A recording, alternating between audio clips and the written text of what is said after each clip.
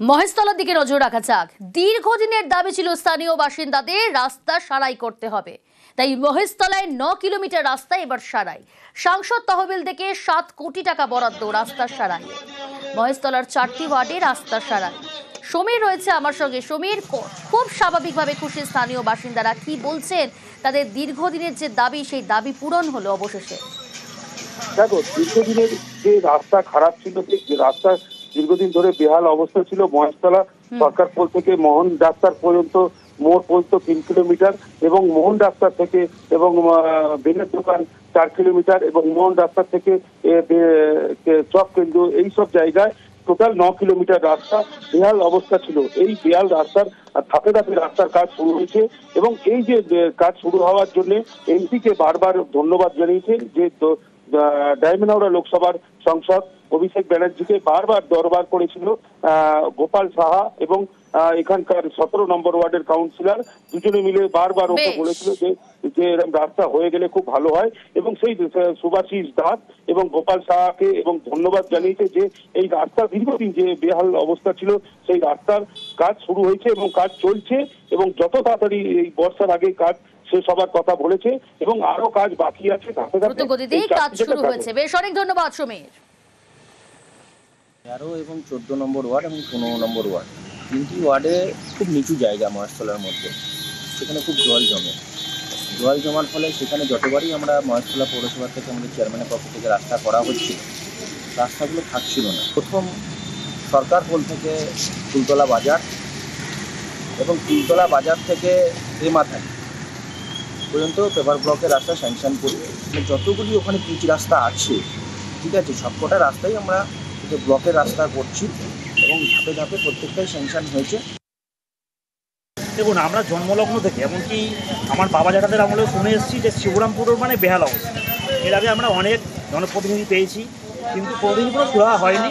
অস্থায়ীভাবে প্যাচিংয়ের কাজ হয়েছে, রাবিশ ফেলে কাজ হয়েছে, কিন্তু এলাকার দীর্ঘদিনের এই সমস্যাটা আমরা মাননীয় সাংসদ আমাদের অভিষেক বন্দ্যোপাধ্যায়কে জানাই। এরপর ওনার বিশ্বস্ত সহযোদ্ধা গোপাল সাহার মাধ্যমে এই রাস্তার টেন্ডার পাস হয়েছে এবং রাস্তা শুরু হয়েছে। 2025 সালের মধ্যে আমাদের এই 4টি ওয়ার্ডে খারাপ রাস্তা আর সমস্যা বলে মানুষের জীবনে কিছু থাকবে না।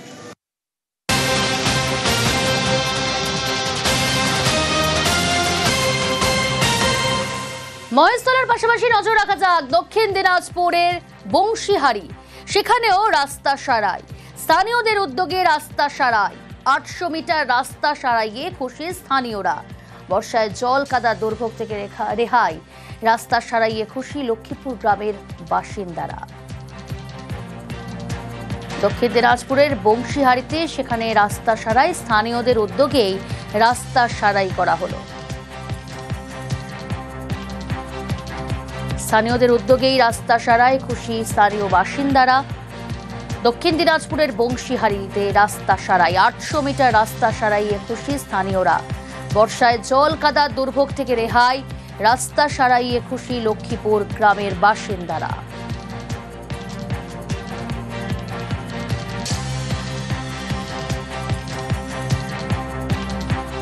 লক্ষ্মীপুর থেকে নারায়ণপুর যাওয়ার রাস্তা আমাদের খুবই শোচনীয় অবস্থা।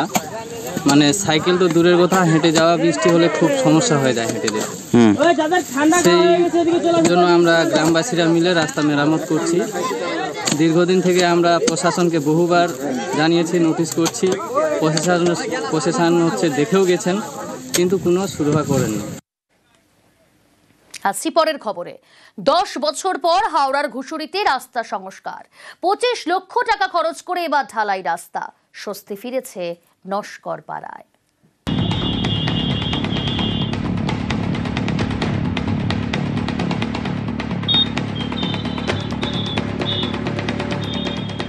হাওড়া পুরসভার 1 নম্বর ওয়ার্ড ঘুষুরি নস্করপাড়া। এখানকার রাস্তা দীর্ঘদিন বেহাল, খানাখন্দে ভরা। বর্ষায় জল জমে, তখন দুর্ভোগ চরমে। এই রাস্তা দুদিকে রয়েছে একের পর এক কারখানা, বেসরকারি স্কুল। সেই রাস্তায় বেহাল। সমস্যার সমাধানে উদ্যোগ নেন স্থানীয় বিধায়ক। কথা বলেন হাওড়া পুরসভার সঙ্গে।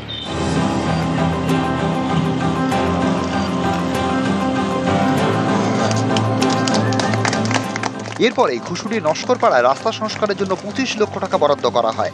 তৈরি হয়েছে 2 কিলোমিটার ঢালাই রাস্তা।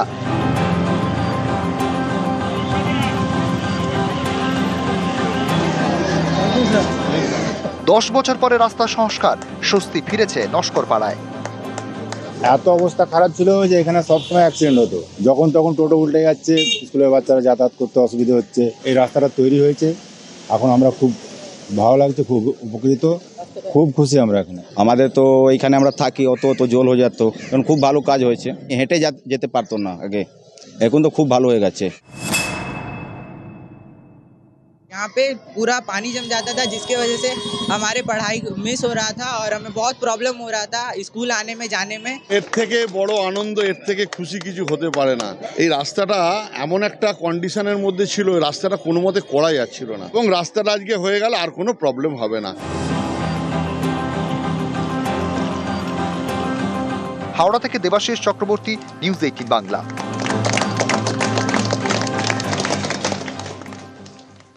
রাস্তা তৈরির জন্য চাষের জমিদার, আর সেই জমিতে 600 মিটার ঢালাই রাস্তা তৈরি। হুগলির বলাগড়ে জুড়ে গেল 7টি গ্রাম, অর্থাৎ 7টি গ্রাম জুড়ে গেল, ফলে ঘুরপথে যাতায়াতের দিন একেবারেই শেষ।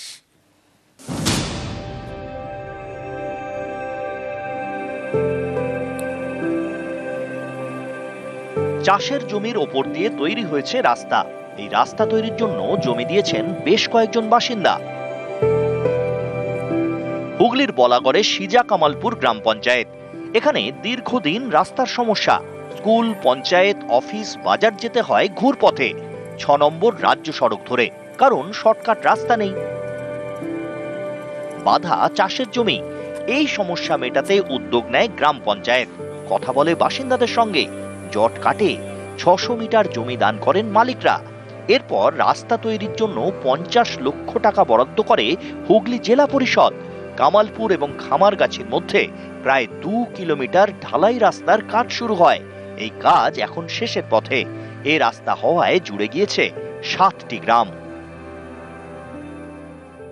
যার যার জমি আছে সবাই দাম করে আমরা ঘুরে যেতে হবে না, এখানে সুবিধা হয়ে যাবে। মাঠ থেকে যে ফসল একটা যে উঠতো, এই রাস্তা ছিল না, এই রাস্তাটা হয়ে গেলে একটা সুবিধা হয়ে গেল। মুক্তারপুর, খামারগাছি, কামালপুর, এই 3টে গ্রামের বিশেষ করে খুব উপকার করে। আজকে আমাদের শ্রীরামপুরের অর্ধেক গ্রাম, প্রায় 7-8টা গ্রামকে SA6 দিয়ে আসতে হতো। সেই রাস্তার দূরত্বটাও কমলো, এবং এই রাস্তাটা হওয়ার ফলে সব থেকে যেটা খামারগাছি হাই স্কুলের যে বাচ্চা পড়ুয়ারা যে SA6 ধরে স্কুলে যেতে হতো, সেটা তাদের আর যেতে হবে না। আর মানুষ তো মারাত্মকভাবে সহযোগিতা করেছে। যেটুকুনি জায়গা আমরা পেয়েছি, অনেক জায়গায় জমি অ্যাকোয়ার করতে হয়েছে, তারা সম্পূর্ণভাবে তারা পঞ্চায়েতের পাশে এসে দাঁড়িয়েছে।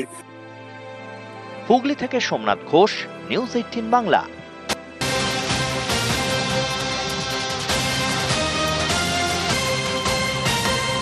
Breaking news. মৌসুমী অক্ষরেখা এবং নিম্নচাপের প্রভাবে উত্তাল বঙ্গোপসাগর, সমুদ্র থেকে ট্রলার নিয়ে ফিরলেন মৎস্যজীবীরা। কাকদ্বীপ সহ উপকূলীয় এলাকায় ঝোড়ো হাওয়া বইছে। ফ্রেজারগঞ্জ উপকূল থানার তরফে মৎস্য বন্দরগুলিতে মাইকিং করা হচ্ছে। মৎস্যজীবীদের গভীর সমুদ্রে যেতে বারণ করা হয়েছে। আবহাওয়া ভালো থাকায় গত 2 দিন ধরে প্রায় 200 টন ইলিশ নিয়ে এসেছে ট্রলারগুলি। আমাদের মৎস্য দপ্তর থেকে যে ওয়েদার খারাপের একটা নিষেধাজ্ঞা এসেছে, ট্রলারগুলো যাতে না আবার ফিরে আসে, সেই মতো ট্রলারগুলো ফিরেও এসেছে। ওয়েদার খারাপের জন্য ট্রলারগুলো বুঝতেই পেরে আগেই ফিরে আসছে সবাই। আর এটা আমাদের ওয়েদারটা খারাপ থাকবে বলা হয়েছে, 19 তারিখ সকাল অবধি ওয়েদার।